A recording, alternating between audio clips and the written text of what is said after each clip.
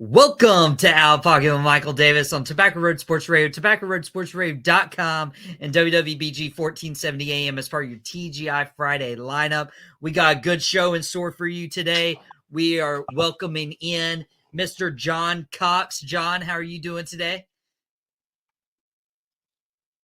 I'm doing good. Yeah, can't be better. Can't be better. I'm glad you didn't wear any Eagles apparel this week.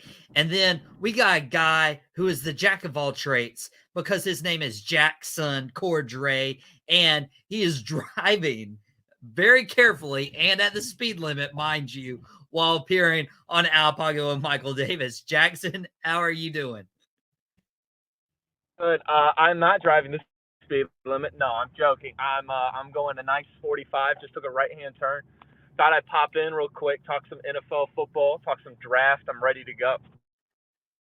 He's ready to go. John's ready to go. I'm ready to go. We got a good show in store for you today. Later on, we're going to talk about all the drama that's happened in the NBA regarding Kevin Durant, regarding John Morant.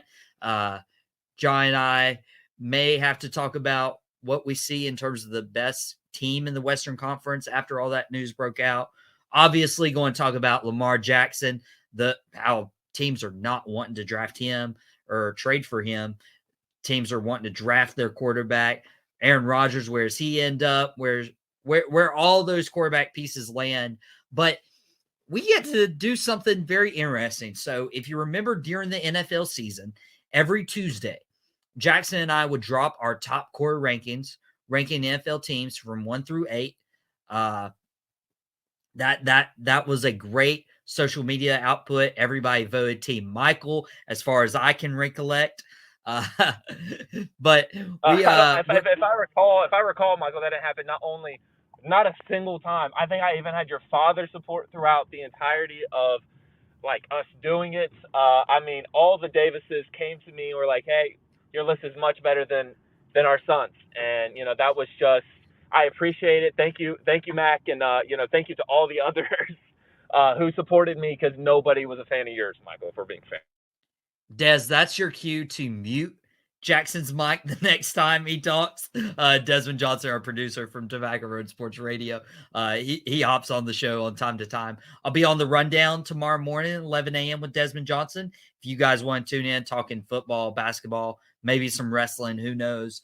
But do not recall Jackson. But we're starting a new segment. So each Tuesday we're going to drop our mock drafts. We've broken this up into quarters. So this week we'll do 1 through 8, then so on and so forth. And we are not going to do any trades. Now, we probably understand that there are going to be trades that happen in real life. Something regarding the number 1 overall pick, a theory I have in later on in the show. Something that could be maybe the Panthers trade up. Maybe a team trades up for a quarterback. Maybe the Jets, if they work out a deal with the Packers. Something could happen where there are trades. We will work with that throughout the next month as we do a 4-part series. But starting with our mock drafts, we'll post the full 1 through 8 on social media so you can vote Team Michael, Team Jackson, or Team John. Obviously, you vote Team Michael. But I think it's very important if Chicago stays number 1. I mean, I still think they can move on from Justin Fields. I'm going to say it. They'll take the best quarterback in the draft, and they'll take C.J. Stroud. Jackson, what do you see happening with that first pick if it stays with Chicago? Okay, so I have 2 things to note here. Best quarterback in this draft, C.J. Stroud, makes me audibly want to laugh. Not only that, but Justin Fields is staying. But with that, if they decide to stay with the number 1 pick, it's very clear to me you go defense, you go Will Anderson, you get the best player in the draft at the moment. The best overall talent, you get Will Anderson. You hope he puts on 15 pounds and becomes Nick Bosa. John? I also see Chicago taking Will Anderson with this pick. If it does get traded, I think it's actually Richardson, though, off the board. I think teams are going to prioritize, tool and ceiling, but that's just my prediction. Anthony Richardson's an out pocket take. I actually don't know if it's out pocket or just a hot take for Anthony Richardson to go above the likes of CJ Stroud and Bryce Young. In my mock draft, I have Bryce Young actually going number 4 to Indianapolis, Will Anderson at 2 to Houston, and then probably the corner from Oregon, Christian Gonzalez, to Arizona. But I got CJ Stroud and Bryce Young both going over Anthony Richardson in my mock draft. Jackson, in terms of 1 through 8, how many quarterbacks do you see going off the board? Well, you're going to see, depending on moves, of course, trades. My expectation is 4.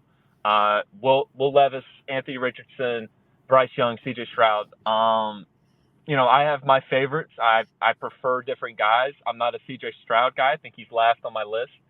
I think he's Jared Goff, and I don't want to sign up for Jared Goff. And Bryce Young's third on my list. I don't love the idea of a short quarterback, that is not only 204 pounds, but is 5'10" and a quarter. So I expect 4 quarterbacks to go. I'm not exactly sure what order, but I definitely have my favorites. So let's get this straight, Jackson. You won a Super Bowl with a short quarterback, Russell Wilson, and you're going to pass on Bryce Young just because he's short. Did I hear you right? Well, you have to remember, Michael, that we won with also probably the greatest defense in the last 25 years. So you have to consider the fact that you win a Super Bowl from the roster, not just the quarterback. Reason why the Eagles made it to the Super Bowl this year, and even the 49ers making it to the NFC Championship game. So I am not a short quarterback guy. I like my quarterbacks to be 6'2" and above for seam reasons, middle of the field reads. I find it difficult for quarterbacks not to be – I mean, it's difficult to see over offensive linemen to begin with, especially if you're 6 inches shorter than your center. So for that reason, I'm out on Bryce Young. Jackson, I will always vouch for the short kings, okay? I know you can't understand the stuff they go through, but trust me, short kings can win. Russell Wilson proved it. Drew Brees proved it. Kyler Murray, the jury's still out on him. If Drew Brees is short king, Drew Brees is still 6 feet tall, guys. Let's relax. Drew Brees is still – if you're 6 feet tall, you can maybe make do with it because Drew Brees threw the prettiest seam ball we've maybe ever seen. But I'm more inclined to believe that if you're under 5'11", if you're under 6 feet, I really am just not going to pull the trigger. I'm sure John feels the same. John, you don't have to agree with that take. I mean, if I'm a GM sitting in that office, I'm having the same feelings. I have Anthony Richardson at 1. With that being said, I don't want to come across as I'm hating on any of the top 3 quarterbacks. Being my top 3 are AR, Stroud, and Bryce Young. I think all 3 of them can be good quarterbacks in the National Football League. I think it's just it's just going to be pick your poison. All 3, have a good shot at being good quarterbacks in the NFL. If I'm drafting and Bryce Young is the guy that falls to me, I'm not necessarily, upset about that. I'm not, having FOMO on the other 2 guys. It's just, that's who fell to me. But me personally, I do agree. I like my guys big. And then Anthony Richardson, man, had the best combine performance we've ever seen. So that's taking personally. So, John, if I heard you right, you said you have Stroud over Bryce Young in terms of top 3. But I noticed you put Bryce Young to 2 at Houston and then CJ Stroud 4 to Indianapolis. Is there a reason you have Young going to Houston rather than Stroud? I just think the Texans probably on 2, and so they think they're going to get the second guy, I guess. I mean, again, it's just team preference. I wouldn't be upset if I had Stroud. If I was a quarterback needy team and this was the draft that I had a top pick in, I would not be upset because there are 3 guys here that are going to be great. And honestly, Will Levis has all the physical tools. So I think all 4 of them have a real shot. I don't think it's last year's draft class where we're trying to talk ourselves into Kenny Pickett and the Liberty quarterback, being like, oh, they're going to be top 10. Like, I don't think they have to do that. I think, you know, Bryce Young showed us, the quarterback he could be at Alabama. He was great there. CJ Stroud, maybe one of the best quarterback performances I've seen in college football against Georgia in the semifinal. And then, Will Anderson, he's only starter for a year. Second half of the year, he played great. His measurables are off the charts. So, I think it's take your pick. And yeah, I have Bryce Young going too, but I think that's because I'm inherently assuming that first pick is going to be taken by someone else, and it's going to be Anthony Richardson.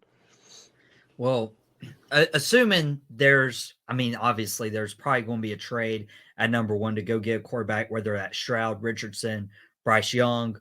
I actually have Will Anderson going 2 to Houston, being the next J.J. Watt, or that would be the hope.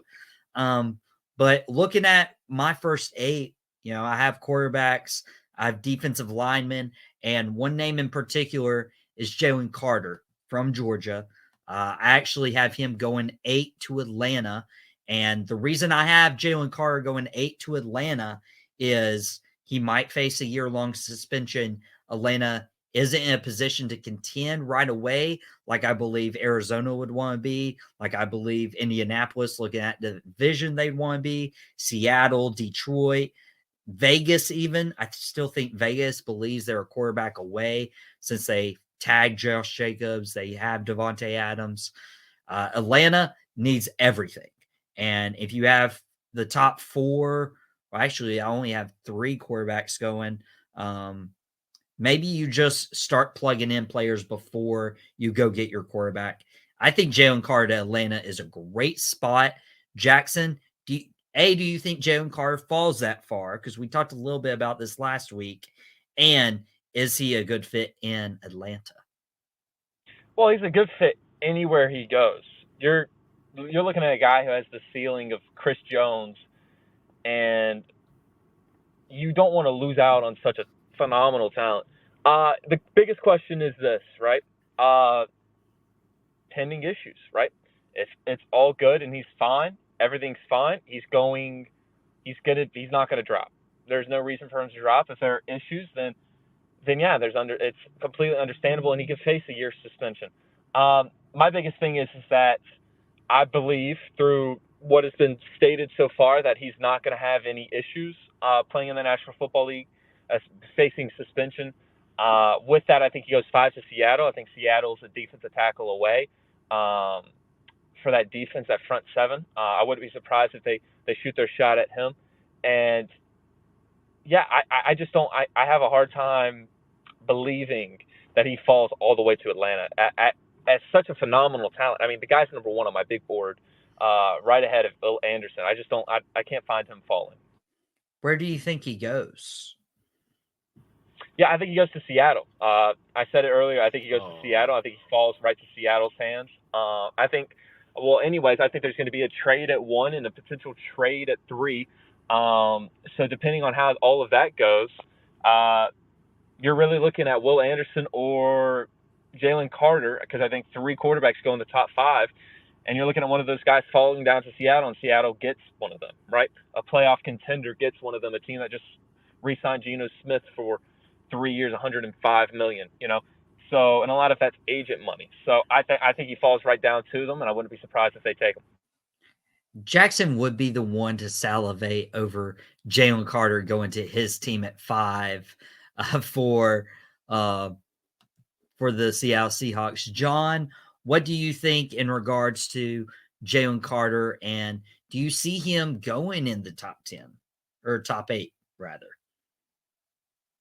Yeah, I mean, like before all this stuff came out, we were talking about him as like a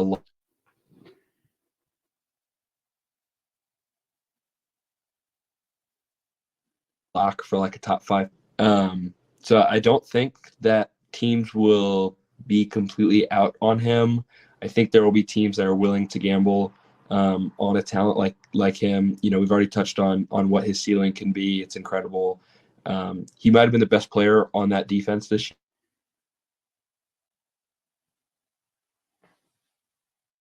year.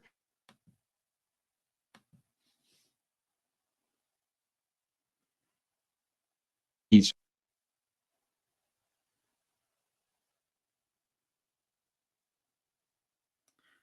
I don't know if we lost John right there, but he has Jalen Carter, number 3, going to Arizona. Uh, big questions regarding this top 8. And again, this could all shape out pretty differently in regards to what happens in terms of trading, whatever. We're not going to make any trades ourselves while we do this mock draft over the next 4 weeks, but we will recognize some of the trades that come in as we introduce our next ones, which, unless they make a trade in the next week, Carolina Panthers draft number 9. So we're going to talk about the Carolina Panthers next week when we drop our 9 through 16 picks of the NFL draft that starts next week with the Carolina Panthers at 9. You can go vote on our social media to decide which is better. I believe Jackson's about to go through a drive-through, get him some food. Jackson, where are you feeling for food? Oh, I'm at Zaxby's right now. I don't know if y'all can see the sign in the back. I'm getting some Zaxby's. I'm gonna get my 5-finger plate with extra fries, well done, and I'm gonna pour some seasoning on it when I get home. Great meal, guys. That's a great play. That's an elite play. I appreciate that, John. I appreciate it. And here's the thing: some people, they go for the wings and things, which I respect. But I'm a 5-finger plate guy. Back in the day, you go back a couple of years when they had chips, I would go chips on the side too. So, elite plays here. I respect the game, John, and I respect the game, Michael. That's all I'm saying. I'm gonna get me some Zaxby's. I think that is history right there, where Jackson and John are not only on the same page, but they are in full agreement. That warms my heart, because I've wondered if John was going to punch Jackson through the phone, through the studio, whether he was talking about Jalen Hurts. But we got to get into a break. We got to let Jackson get Zaxby's. Hey, Zaxby's, sponsor Outta Pocket with Michael Davis. And when we come back, John, I'm going to pose to you a scenario that the Chicago Bears could do in order to land their quarterback when we come back right after the break.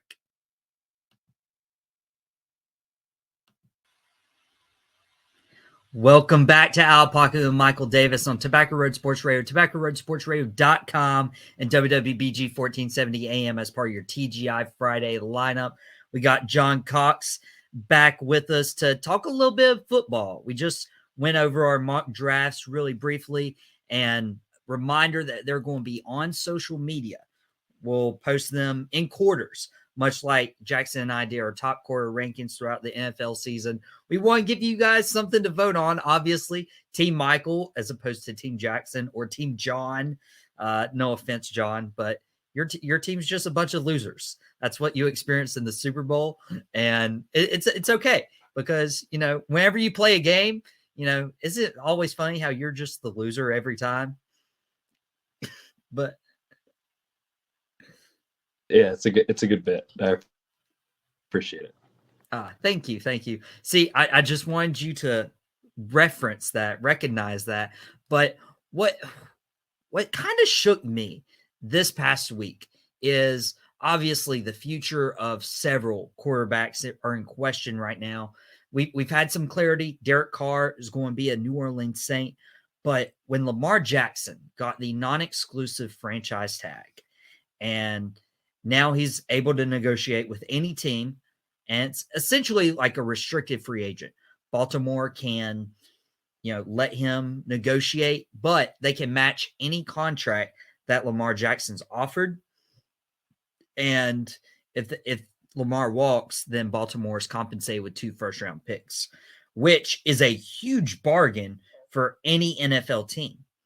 However, there's several reports, including the Panthers, the Falcons, everyone is like, nah, we don't want Lamar Jackson. John, I believe this is absolutely absurd. I feel like Lamar Jackson is still a top 10 quarterback. He's a former NFL MVP. It's not like he won the MVP like 10 years ago. It's pretty recent.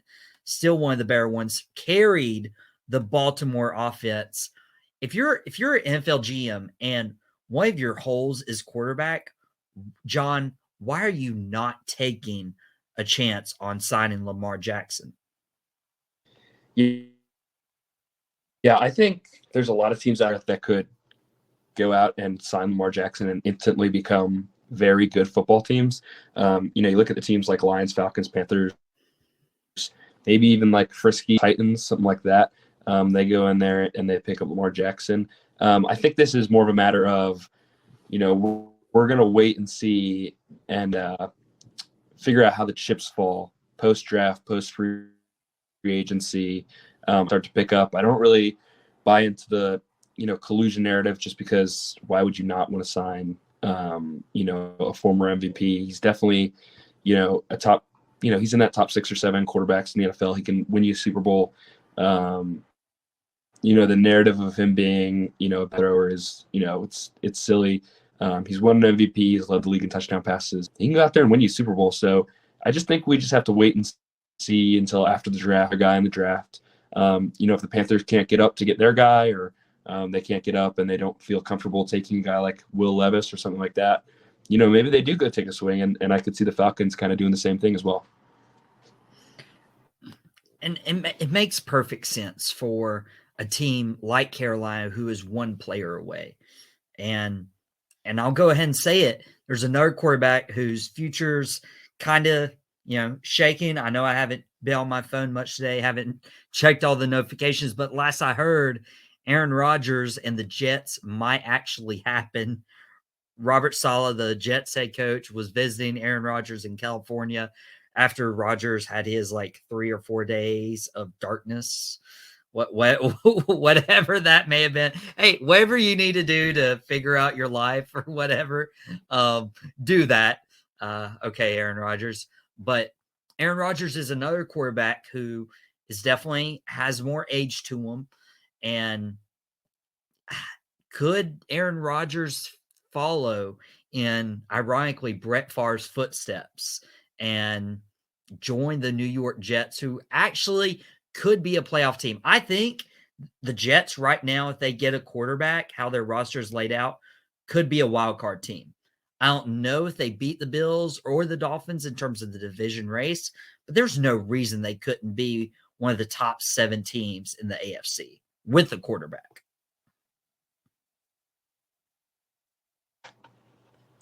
I absolutely agree. I think if you put Aaron Rodgers on this team with, assuming Breece Hall is back and he's healthy, I mean, he was one of the best running backs in the NFL. He was definitely maybe the best young running back that we had last year. At one point, he was a favorite to win Rookie of the Year. They've also got Garrett Wilson, who was another guy that was competing for Rookie of the Year on offense. I mean, the pieces are definitely there. Breece Hall did have a season-ending injury, unfortunately, but if he comes back and he's good to go, and then you have Garrett Wilson on the outside, and then Conklin, the tight end, he's not bad. This would be, some of the best weapons that Aaron Rodgers has played with. We always see that stat in the middle of the season. Aaron Rodgers has never thrown a touchdown to a first-round draft pick. That is an insane statistic, but, here he would have Breece Hall and Garrett Wilson. Garrett Wilson, I think, was like a top 15 pick last year. They could go out and absolutely do it, especially in this division. The Buffalo Bills, they've got some weird stuff on defense, signing players, who's coming back, who we can't afford, that kind of stuff.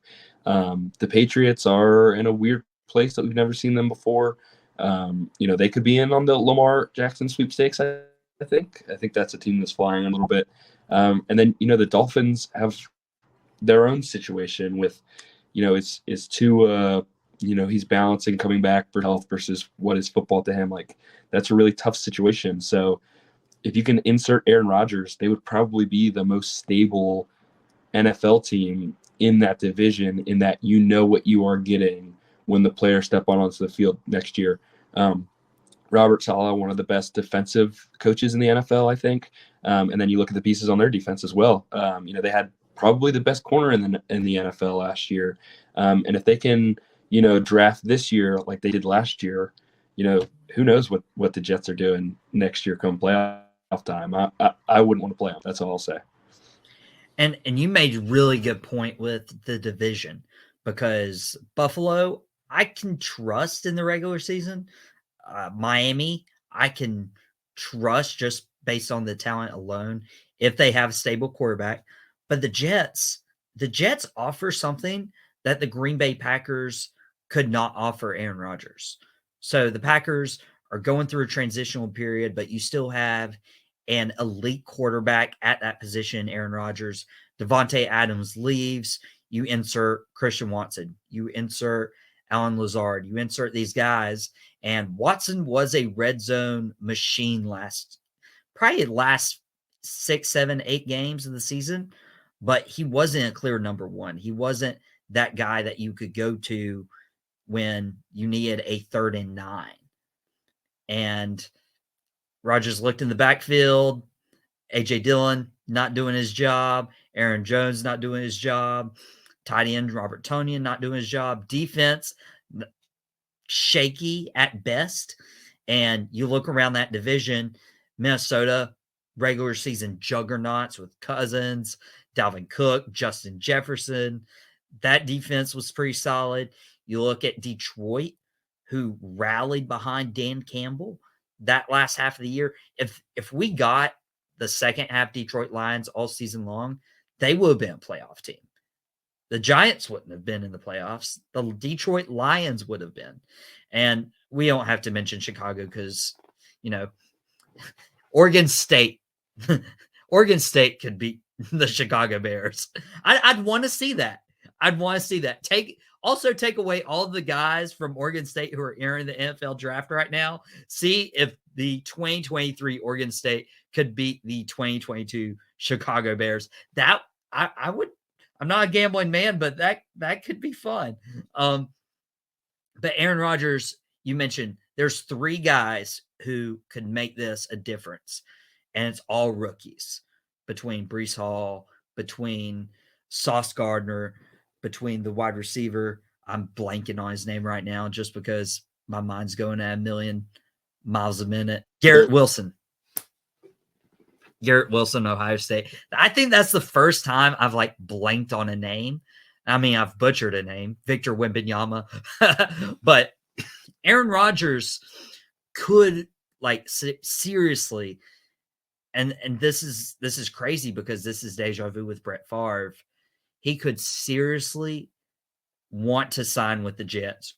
And that says something about the Packers organization because I don't think they have their quarterback predecessor like they had with Favre and Rodgers. There's not a guy behind Rodgers that I see right now that could step up and be a top 10 quarterback in the NFL. And they probably don't get Lamar. Where do you see that happening in terms of the Packers quarterback future? Yeah, I think they'll probably roll with Jordan Hall, the guy that they took in the first round. That it was that weird COVID draft, so you do kind of get a pass because it wasn't a normal draft, and it was a weird year. Just got enamored, and he fell, and it looked like Aaron Rodgers was. I think he was coming off broken collarbone. He won the MVP the next season. I think he won the MVP the season after that as well. So I think they might have misjudged with what Aaron Rodgers had left in the tank. But I would assume they would roll with Jordan Love, the guy they have in the building, and see what he has. He was pretty hyped coming out of college. That was at a time when Patrick Mahomes didn't quite have the legacy that Patrick Mahomes has now. And so when he was coming out, people were saying, this guy is Patrick Mahomes. This guy can make any throw. This guy is, he has a rocket arm and he can throw from different arm angles. And, all the stuff that enamors us with Patrick Mahomes, they were, imprinting onto Jordan Love during the draft process. And, if that guy falls to you, how could you not take him when your quarterback was however old Aaron Rodgers was? So they'll just have to roll with him and see how it goes. But, I mean, obviously, you're not going to get the production that Aaron Rodgers gave you. Especially with the team surrounding him, which quarterback in the NFC North is all of a sudden, with question marks, shrugging shoulders, whatever that may look like, because Kirk Cousins might be the most stable quarterback in that organization or that division. You have Jared Goff, who didn't play that bad in Detroit. I don't know if they've bought into him as a long-term solution. All the questions surround the Packers. And then quarterback with Chicago. Now, we just did our mock draft in the last segment. We'll put those on social media so you can vote Team Michael. Hashtag Team Michael, that is. But I want to run this idea by you because Chicago has Justin Fields, has the number 1 overall pick. There's rumors whether they trade the number 1 pick, whether they trade Justin Fields, and I think they do both. I think you trade the first round pick, the first overall pick. There's teams in the top 10 who are willing to give you that and more, pick up, draft capital there. I say you trade Justin Fields. You can trade Justin Fields for minimum a first round pick, 2 first round picks, boom. And then I say you go and take your 100 million cap space and you go sign a guy like Lamar Jackson, who has done better with worse because Baltimore has not given him much at all to work with. Bring in Lamar Jackson as you build this team. And while the Packers are down, while the Vikings are regular season juggernauts, but could easily go 8-9, and Detroit, who, maybe you get the first half team, maybe you get the second half team, put Lamar Jackson there with all the draft capital, fill out the rest of your roster. You got your guy, and you got probably the best situation with just those few moves. Yeah, I mean, you look at the Chicago Bears, I think it's pretty clear that they have the best assets in the National Football League right now, in that they have a quarterback who they are saying is not for sale, but could very easily. You have the number 1 overall pick in a year where there are, 3 or 4, depending on who your quarterbacks. You just had Anthony Richardson put on like the best combine performance of all time in the combine. He'd have one of them. And then you've got, CJ Stroud and Bryce talked about all year long as guys that could perform in the National Football League. There are going to be teams who want that pick just so that they get to pick their guy out of them. So, you've got the money and you've got the picks to trade. Yeah, they could go out and do that. And I mean, with that being said, I don't see them trading Justin Fields. I think they'd rather roll with what they know. They know they have Justin Fields, a good quarterback in the NFL. Darnell Mooney like the entire season, and Chase Claypool on the back half. These aren't big names, so maybe they go out and they trade for DeAndre Hopkins, or they trade back in the draft and they take a wide receiver in the first round. And really just let Justin Fields, when he has a true number 1 wide receiver on the outside. We talk all the time throughout the season is get a young guy, a real weapon, and see what happens. We saw that with Josh Allen. He got Stephon Diggs. Years ago, we saw that with Carson Wentz. We got him Alshon Jeffrey. I thought you were going to mention Yeah, John. I thought you were going to mention A.J. Brown with your Eagles this year, and I'm just like, not again. That was my first. Listen, that was my first. Yeah, Jalen Hurts got his A.J. Brown. So yeah, it's go out and get your young guy a good wide receiver. Patrick Mahomes had Tyreek Hill when he was young, so that they can see what he looks like when he has a real weapon around him. It's so pivotal in their development to have a guy that they can actually throw to and rely on. So let's do that. If I'm the Chicago Bears, that's what I'm doing.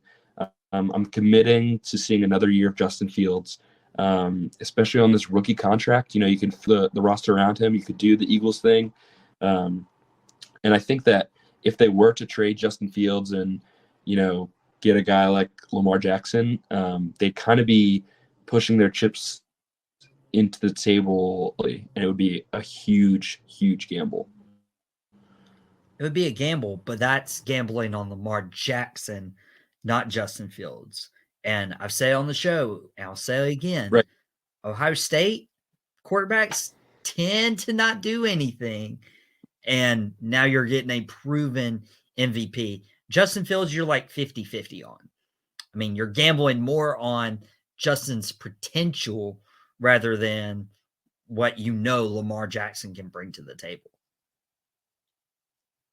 Yeah, I mean, but Alabama kind of had that same stick all around, can their quarterbacks play? And I think it was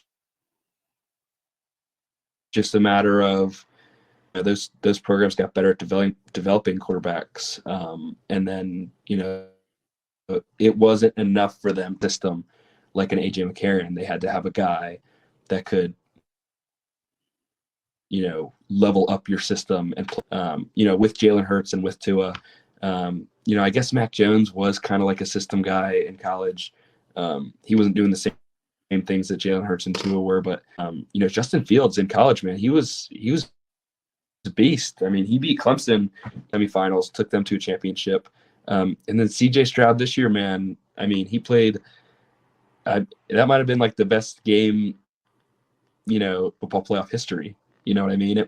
Maybe not that far. It's probably the best semifinal game, maybe. It literally came down to the final kick at midnight on New Year's. What a way to start the year. That was crazy. It was yeah. But well, so yeah, I like. Well, John, there's a difference in between Lamar Jackson and Justin Fields. Lamar was also an electric college quarterback. So I'm just put, if I had to gamble, if I needed one quarterback to take me this season with a team that just doesn't have much, it makes sense for Lamar to be a Chicago Bear. But we can talk about that all day, but we got to get into a break. When we come back, we're talking about the NBA. There's some major news that's been broken this week regarding Kevin Durant and Ja Morant. We're going to talk about what does this mean in terms of the Western Conference. Has the power changed to another team besides Phoenix or Memphis? We're going to be talking about that next on Outta Pocket with Michael Davis. Welcome back to Outta Pocket with Michael Davis on Tobacco Road Sports Radio, TobaccoRoadSportsRadio.com, and WWBG 1470 AM as part of your TGI Friday lineup. We got John Cox joining us back from the break, and we talked about the futures of Lamar Jackson, Aaron Rodgers, the number one overall pick, even Justin Fields. And now we're going to talk more about the present because, John, my phone blew up when not one but two big news broke out this week.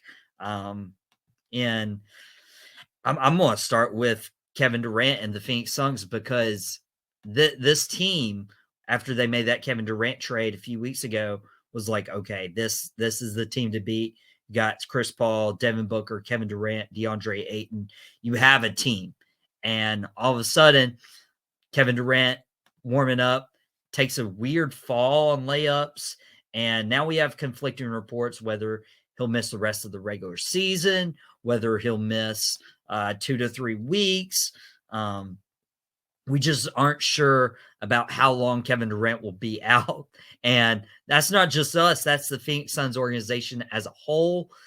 John, I'm going to ask you, what does this do to at least the Phoenix Suns team, like, mindset when it comes to, hey, we just made a big move for Kevin Durant and now all of a sudden he's on the shelf, and mind you, we just traded Mikal Bridges, who's blowing up in Brooklyn right now.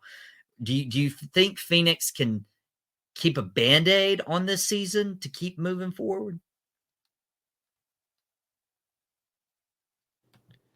I think they can, at least tread water until the playoff games. You still have, a guy like Devin Booker who, when he win you games by himself. Chris Paul, they're probably going to load manage him, make sure he's for the playoffs. It's a 2-week injury, so hopefully he'll be good to go for the playoffs. But yeah, I mean, it's a scary team to play. It should be a really fun playoff or postseason in the West, especially. But But yeah, I think it's just a matter of treading water and seeing what happens when the playoffs start. But this team, man, I mean, those top four players, nobody in the West can match those top four players. I don't think. You got to give the Golden State Warriors respect, but Curry's not. I'll give Curry usually. Clay is looking better, but it's just age is catching up to them and Durant right now. So yeah, it's tough, but it'll be okay when it's all said and done.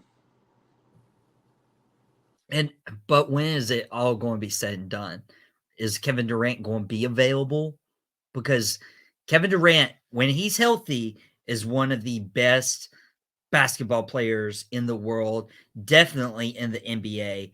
Like, he is top 5. You put LeBron, you put Giannis there. You can put Luka there, I feel like now. Embiid, maybe. I know you might be a little biased towards Embiid. Okay. Are you telling me? Okay. Let me ask you this. Kevin Durant or Joel Embiid? Let's go off on this little tangent real quick. I mean, if you want to play the game of this season 3, Joel Embiid is the leading scorer in the National Basketball Association. He leads the league in scoring per game. He also, like 2 nights ago, he had 9 points through 3 quarters, dude. Like, if he played like he could, like that you could squeeze out of him, he might average 37 a game.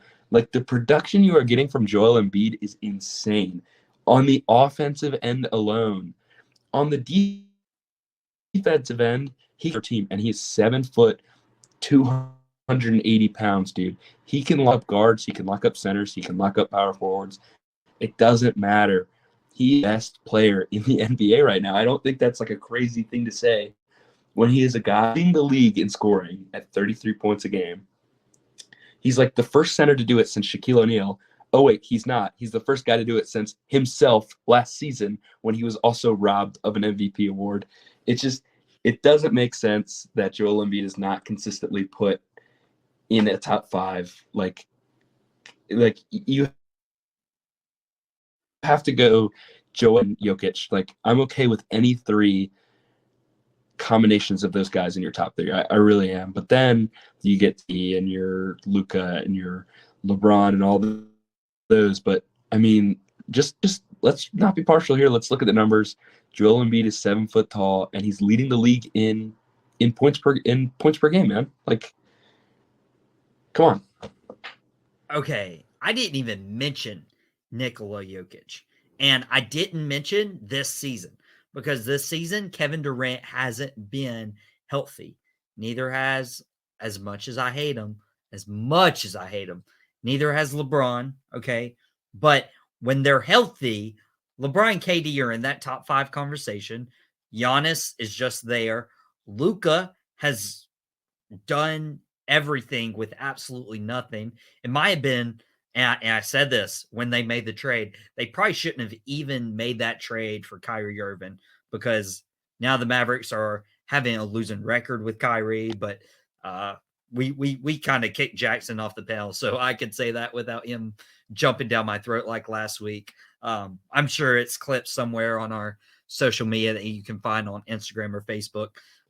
That horrible take that Jackson had last week about Kyrie being, oh, he's a champion. And somebody commented, I believe it was Matt Cosgrove, who we've had on the wrestling segments before. He's like, well, Kevin Love is an NBA champion with LeBron. Does that make him on the same level? Well, I wish, because Kevin Love's in Miami now. But it doesn't work like that, Jackson. But I'm okay putting Embiid top 10, easy.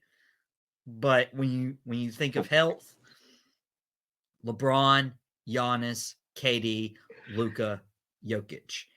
And honestly, in no particular order. If you're thinking, because I'm not putting Jokic 5th. I'm probably putting Kevin Durant 5th in that aspect. All right,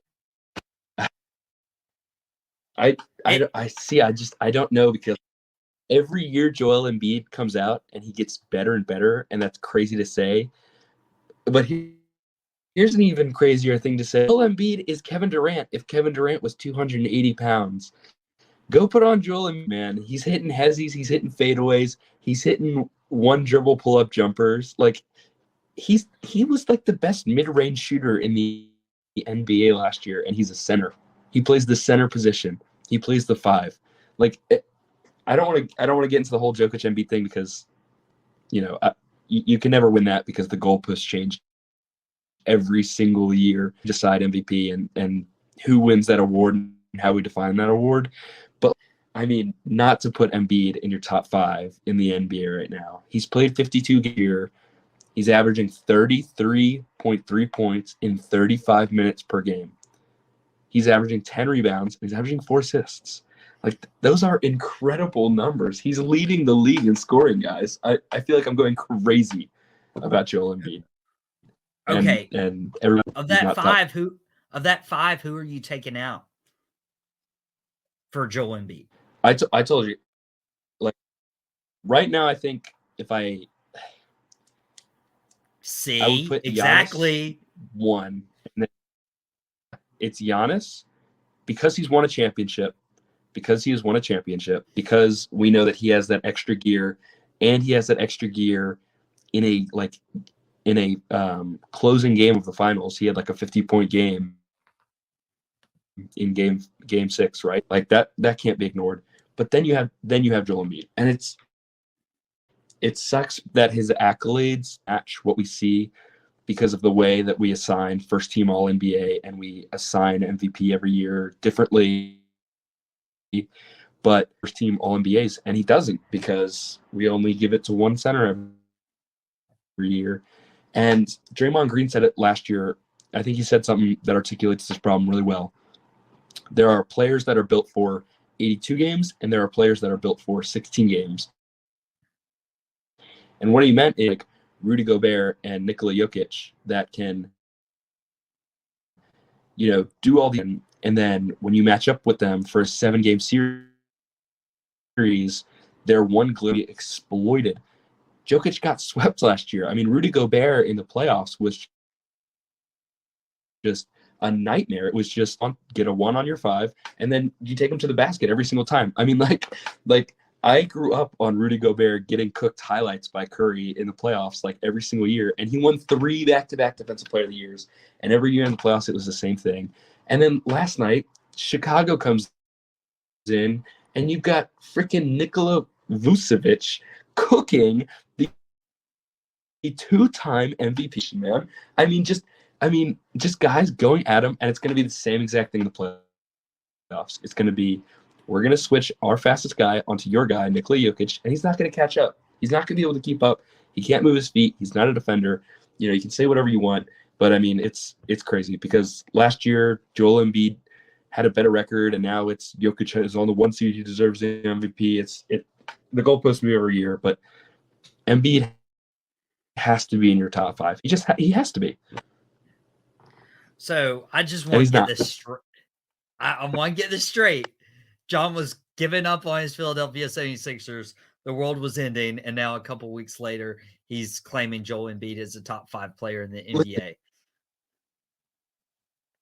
Doc is still our coach, unfortunately. So that's overcome in today's NBA.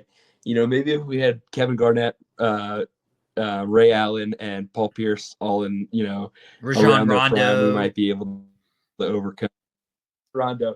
We might be able to overcome Kobe by himself, but we unfortunately cannot do that while Doc Rivers is employed by the 76ers. And that stinks because, James Harden, and that's just also ignored. Joel Embiid was not supposed to be an all-star starter. He wasn't going to be an all-star starter, and he's leading the league in scoring. Like, I don't understand where this bias comes from. It's the Boston media, but, we don't have to get into all that. That's to put Joel Embiid in your top 5. That's all. Okay. Well, we'll let this one slide. Joel Embiid top 5 isn't the worst take you've ever had on the show. Let's be honest. But when we talk about top teams in the West, before we head out and we got franchise players, The Grizzlies are kind of in shambles right now. They've dropped like 3 straight. Ja Morant was seen on Instagram with a gun. Now there's questions where he got the gun. Is there sufficient evidence? Could he be suspended by the team? Could he be suspended by the NBA? Maybe like 50 games is a number I've heard thrown around, which would completely change the aspect of the season. They've had some season-ending injuries. Steven Adams might be back for the playoffs. It looks like the Grizzlies are crumbling. Do you think that Memphis holds up with all the chaos going on? Because right now they're a 3rd seed in the West. I mean, I could see them even dropping as far as, maybe 6th or 7th. They're about 5 games out from that sort of slot right now. Is Memphis in trouble? Yeah, I don't even think, their issues before all that other stuff. I just think they're too young to win an NBA title. All the stuff that's going on around the team right now. I just they're too young to, like the one veteran they have on the team is Steven Adams. He seems like a great leader. He's a pretty good NBA player. He can be, your center in a playoff series. But it's just a matter of, maturity right now. And, who can, you're 22, you're just giving millions of dollars, you're going out every night. You're not particularly taking it super seriously night in, night out, the way that, a Curry or LeBron are age of their career. So, I think it's just too early, too soon. I do think they are in danger of sliding down, those standings, especially if you look at the teams that are going to really try and make a push for the playoffs at the end. The Suns we talked about already. The Warriors are gonna probably win a couple games. Hopefully when Curry gets back or gets back to full form. Clippers, we'll see. Maybe the Russell Westbrook thing they figure out. The Timberwolves look, better since D'Angelo is gone as well. So it's tough, but I don't think all these issues are stemming from this one incident. I think it's been, season. And last year, I think, it was just too much too soon. And, it's just, you just have to mature, and, you need a certain amount of maturity to win a championship in the NBA. I feel like that's what Steven Adams was talking about. Apparently, he called this locker room meeting before the Ja Morant incident, and then all this stuff happens. And now Steven Adams probably won't be on the court the rest of the regular season, maybe the playoffs. It's a very difficult thing when you see all this talent, or just like cohesive unity and on the court, and then when you go off the court, it's a totally different story. Especially when you take into account Ja Morant's ability. And looking at the West, man, if Kevin Durant's not healthy, if Ja Morant's not on the court, I'm starting to see Golden State make a push a little bit. But if I had to pick a team to come out of the West, I mean, you may not like it, but it's probably Denver. I mean, look at the West, you gotta agree with me. That's the crazy thing is I do agree with you, and yeah, I mean that's the Nuggets on team, and that is partly because of Jokic. There's no denying that. You know what I mean? Like Jokic is the center figure of that team. He runs their offense. But hey, if they get matched up in the first round with a Mavericks or a Lakers, I'm not necessarily betting against those teams. And then in the second round, when they have to play, who knows? It could be the Grizzlies. It could be the Suns. Like, that's what I'm rooting for. I'm rooting for a Suns Mavericks matchup in the first round, and then I'm rooting for Suns Nuggets in the second, because I want to see Devin Booker and Luka. I think we're all entertained, that rivalry that's happening right now, and then I want to see this Sun team sweep the Nuggets off the court. because I think Chris Paul would just take advantage of all the things that Nikola Jokic leaves out on the court. And who's guarding Kevin Durant and who's guarding Devin Booker on the Nuggets. So we'll see. That's what I'm rooting for. As an NBA fan, not even a Philly fan, no bias here. That's what I want to see. That's who you're rooting for, but you did start out by saying that you do agree with me that Denver is probably the favorite now to lead the West and go to the NBA Finals. John, we have to end Outta Pocket with Michael Davis with you agreeing with me. It's been super awesome having you on, doing the mock drafts with you and Jackson. It's been great. But yeah, go follow us on social media at Outta Pocket _TRSR on Instagram and on Facebook. You can also follow the Tobacco Road Sports Radio YouTube channel. We got a lot of these YouTube videos up. See all the Outta Pocket takes that John and Jackson do, because truly none of my takes are Outta Pocket. But everyone have a great weekend and go Duke in this ACC tourney.